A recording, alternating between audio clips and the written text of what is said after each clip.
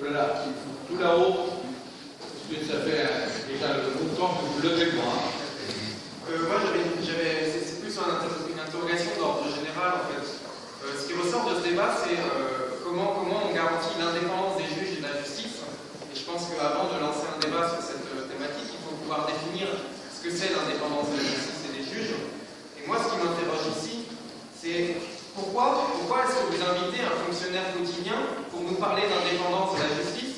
Ça me pose vraiment un problème d'éthique, parce que ça veut dire qu'on n'interroge pas la question d'éthique avant d'initier ce genre de débat. Cette personne qui est face à nous, en fait, incarne l'état policier russe et n'incarne pas la justice. Et je pense qu'il est très mal placé pour nous parler de justice.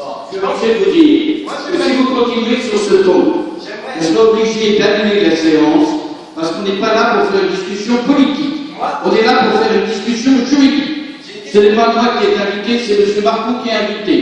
Pour discuter d'un problème de droit et non pas d'un problème de politique. J'ai une question. Pourquoi nous n'invitons pas les magistrats et les avocats qui sont désavoués par le pouvoir quotidien plutôt que des gens qui servent le pouvoir quotidien? C'est un problème politique. Je vous ai dit, vous êtes hors sujet aujourd'hui. L'indépendance de la justice, c'est un problème politique. Bon, écoutez, je suis désolé. La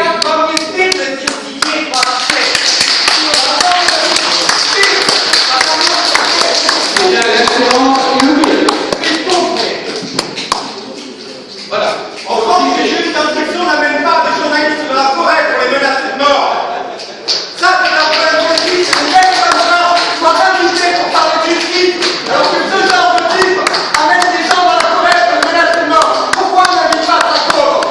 Invitons Sakov pour nous parler de justice en Russie. Et pas des types comme ça. J'ai demandé l'objet de cette réunion. Non, c'est l'objet de la réunion n'est pas de discuter dans l'abstrait de l'indépendance de la justice. Le sujet de la réunion, c'est poursuite et instruction dans le sens pénal. C'est pour ça qu'on devait discuter. Et par conséquent, vous avez avancé. Des gens indépendants et on pourra parler de justice. Ce mec-là n'est pas indépendant. Est-ce qu'il y a pas fait,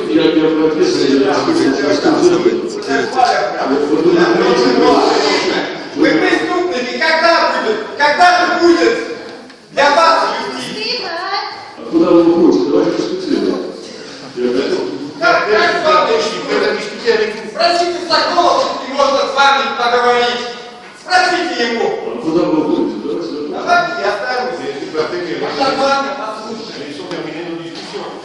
Я думаю, что надо снизить тональность нашего. Il faut quand même rester calme. On ne peut pas rester calme face à la dictature quotidienne, c'est pas possible. Но я, кажется, нахожусь не полицейским участником, а свободным. Je suis à la Sorbonne, pas dans un poste de police. Если это нормально, то дискуссия, кричать. Et si c'est la discussion normale ici, sans gueuler tout simplement. Давайте расходиться. Il y a plein de gens qui sont ici, on est Если мы готовы друг друга слышать, Si nous ne sommes pas à entendre l'un l'autre, давайте дискутировать. Вы определились, вы хотите скандал или дискуссию? vous devez décider pour vous-même si vous cherchez un scandale ou une discussion. Тогда до свидания, до вам. Вот Si vous cherchez un scandale, donc au revoir. Je pense qu'on partage tous l'émotion du jeune homme et on se retient tous de qui. Donc, vraiment, on peut le comprendre. Et il faut répondre et ne pas aller à la menace tout de suite et à la confrontation. Mais ce n'est pas l'objet de cette réunion, je suis désolé. Et alors, mais c'est ce qu'on fait. Il y a un rapport de la ONG indépendante qui a été publié il y a une semaine qui dénonce la torture dans toute la procédure des poursuites pénales du début jusqu'à la fin en Russie. Alors dites-nous, qu'est-ce que vous en pensez, monsieur? Est-ce que vous êtes au courant et comment vous voulez que ça se passe avec vos réformes de ce système? Les tortures sur quelle enquête, quelle affaire? НКО оказывается неделю назад исследование, которое провело 2 года уже о системе расследования в России, и которое... Les résultats d'enquête menés depuis 2 ans ont été publiés sur le système et mécanisme d'enquête en Russie. Которые в России носят системный характер. moi, les tortures sont habituellement utilisées à tous les... Сюда можно чуть громче, во-первых, и молча как-то говорить. Я не могу переводить, когда я вас не слышу. Простите, пожалуйста, еще раз. Пытки, которые носят системный характер, применяются на всех этапах следствия. Дальше. Да. Вот. Что вы думаете о пытках? Donc, qu'est-ce que vous pensez des tortures qui revêtent en aussi un caractère systématique et sont utilisées à tous les étapes de l'enquête? Est-ce que je peux donner un exemple concret par rapport à la question posée par Barbara? Я хотела задать вопрос французский, по-русски, наверное, французский раз положение. По-русски сейчас был задан вопрос о том, как применяются пытки в процессе следствия, для того, чтобы потом на основании полученных доказательств вынести решение, как вы правильно заметили, судьей, который является независимым. La question a été posée sur l'utilisation de la torture au cours de l'enquête pour, avec des preuves assemblées de cette manière, faire porter la décision par le juge qui est indépendant. И насколько сейчас мы в курсе, вы как человек, который отвечает за дело по узникам 6 мая 2012 года, вы уже сами следите за этим делом, уже 60 дней, как один из обвиняемых, Сергей Кривов, который является академиком, делает голодовку. 60 дней, в принципе, этой еды, это уже похоже на пытку. Les deux tenues de 6 mai 2012, ça fait 60 jours qu'un des deux tenus a entamé la grève de faim, ce qui côtoie la torture. L'assistance médicale lui a été refusée. Mais sur ce temps-là, je suis prêt à discuter de tous les problèmes et je m'engage à répondre à toutes vos questions. Вот вы сейчас обратились ко мне, возложите меня ответственность за голодовку.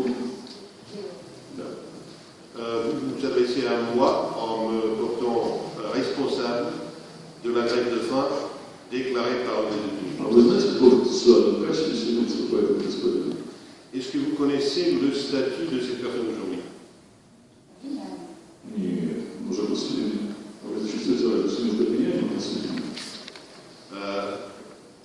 Сейчас мы проходим c'est plus un accusé, c'est plus un détenu, c'est un détenu à qui l'accusation a été présentée.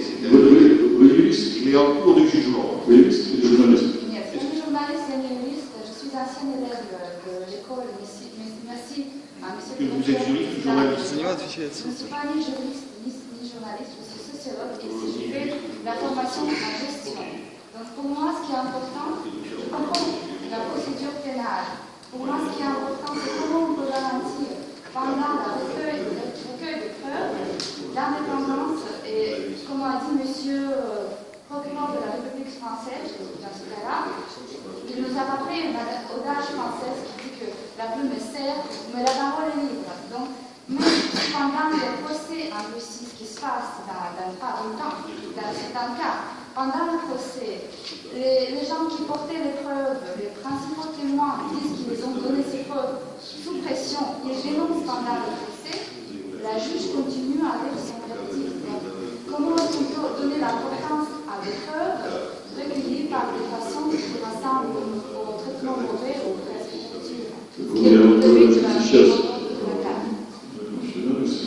Сейчас господин, которому говорит, находится под юрисдикцией уголовного суда. Aujourd'hui, la personne dont vous parlez relève de la juridiction de la cour pénale. Я вам сказал, что есть представители дознания, следствия, обвинения и суд. Je vous ai dit qu'il existe plusieurs étapes. L'enquête préalable, l'instruction et le tribunal. Сегодня господин Бастекин, возглавляющий следственный орган, никакого отношения к голодовке этого господина, который находится под судом, не имеет. Donc, M. Bastikin, votre humble serviteur qui dirige le comité d'enquête, n'a rien à voir avec la grève de faim de cette personne parce qu'il ne relève plus de nos compétences.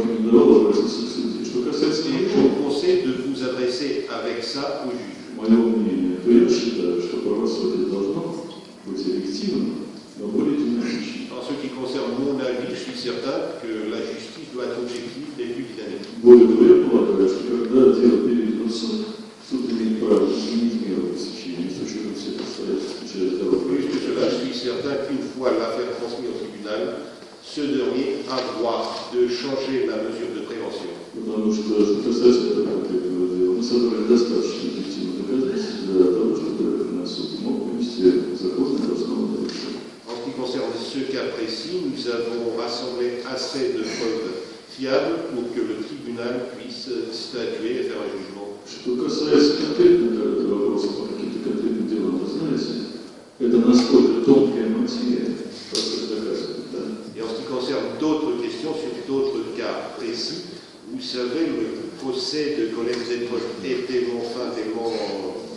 Почему я говорю, потому что мы должны точно обозначить цель, да, доказывания. Et pourquoi j'ai évoqué justement quel est l'objectif, quel est le but de ce processus de Colette Zedmold. Совершал ли человек те деяния, которые меняются, или, может быть, совершал?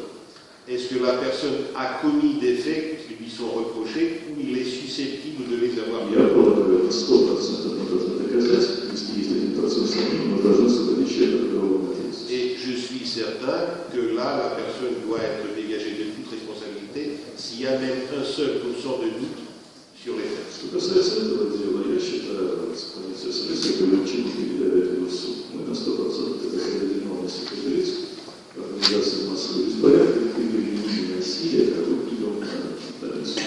En ce qui concerne cette affaire, je crois que nous avons rassemblé 100% des preuves démontrant la faute de ces gens-là à outrage à l'ordre public et violence contre les représentants des forces de l'ordre. В процессе идут состязания и защита. Суд вынесет законное решение. Le procès sera concurrentiel, l'accusation contre la défense et le juge pourra en faire sa décision.